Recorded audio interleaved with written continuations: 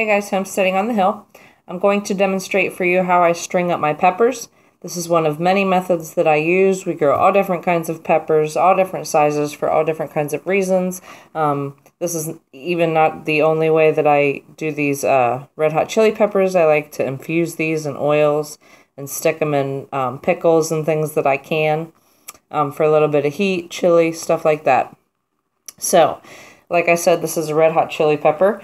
They're very prolific. They produce all season long.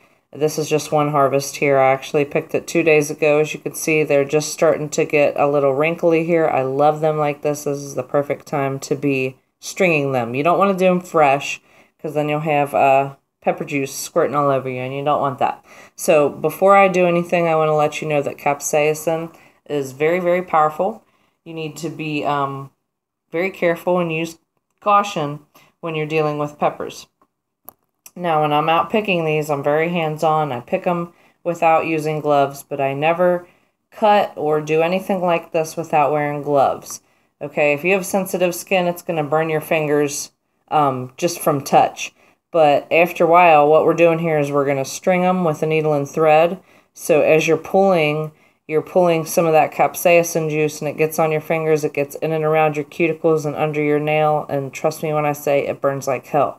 You don't want to deal with that, and then it's hard to get it off. Okay, so, you want to wash your hands anyway. I've actually had it go through these gloves before.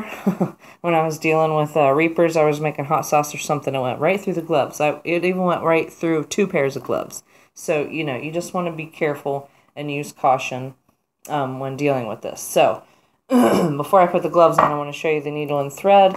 It's just a simple setup here, regular needle and thread. Now, if this is your only peppers that you're getting, like if this is your harvest, you can go ahead and just cut you a string and tie you a little knot at the end, and that's that.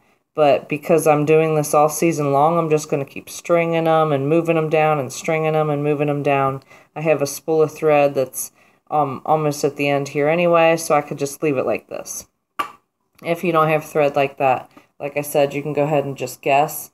And even if you had to add on, you can just tie your string to the old one and keep it all on one string. So I just have this right through here. It's not pulled all the way to the end, as you can see that second string there. And that's just to keep it on there as we go. I'm going to go ahead and get my gloves on. Now, this is one of my favorite methods to use, like I said, for this kind of pepper, the red hot chili pepper, because it preserves the whole pepper. And it also does a great job of keeping the seeds. You have little tiny pepper rattles when you're done with this. But you can always, use it whole again. You can make pepper flakes, or you can stick it in a pot of chili. You can rehydrate them for any reason. You can make hot sauce still, even though they're dehydrated.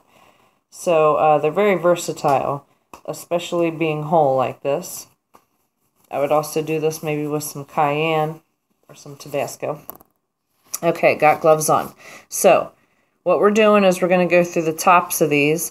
And this is why it's important also to wear gloves, is because the capsaicin of the pepper is inside the seeds and the rib of the pepper. And we're going right through that here.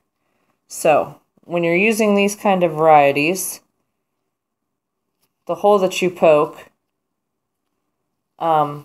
is going to aerate the entire pepper. So essentially you are naturally dehydrating this pepper. Okay, and that's why it works so well.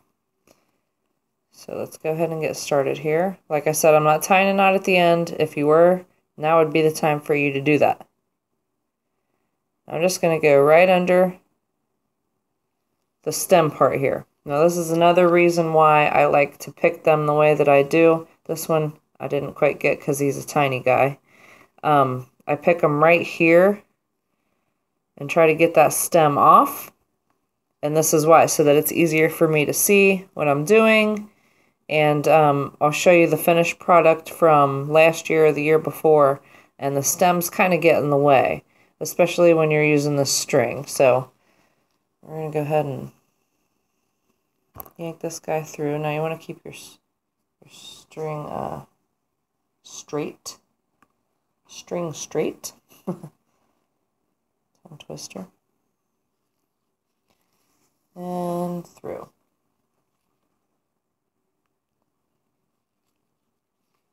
Now this lasts until you're ready to use them, especially if you put them in a jar. I'm going to leave these probably in the kitchen for now. If it was a little bit cooler outside, I'd leave them hang on the porch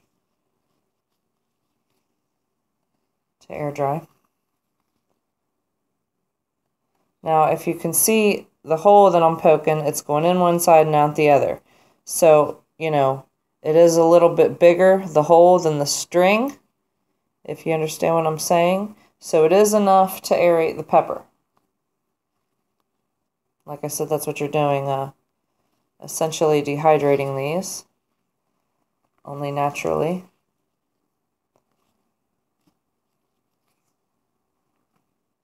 I also believe there's an old legend that if you hang this on your front porch or in your front room of your house, it will keep away bad spirits. And those are always fun to know.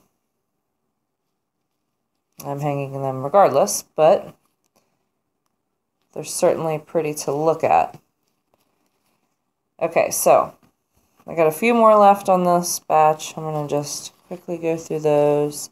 And like I said, each harvest, I'll let it sit for a couple days, start to get wrinkly. Because when you're doing this and they're fresh, you have a tendency to pop the pepper. You know, you don't want to break the flesh because they're just snap fresh. You also have a tendency to squirt that juice everywhere that holds the capsaicin, and that's not good. You know, you want to contain this or be careful. So there you go. There's our fresh string. Beautiful, isn't it? This is popular with chili peppers. Now let me go ahead and take these gloves off. I'm going to show you the ones I already have. I don't know how much time I have left on my video here. Here's the one from a year or two ago. Okay, same deal. And look at them. They're beautiful. Now, if you can hear, let me try to get one single one. It's really hard to hear there like that.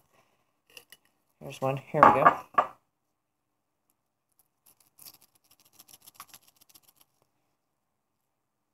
Little pepper rattle.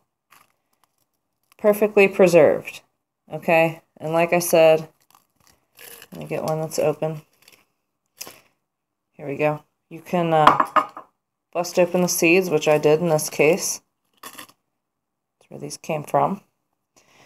The seed. So, bust them open whenever you're ready. And there they are. Okay? A great way to preserve your peppers. So, I hope that was helpful, and happy homesteading.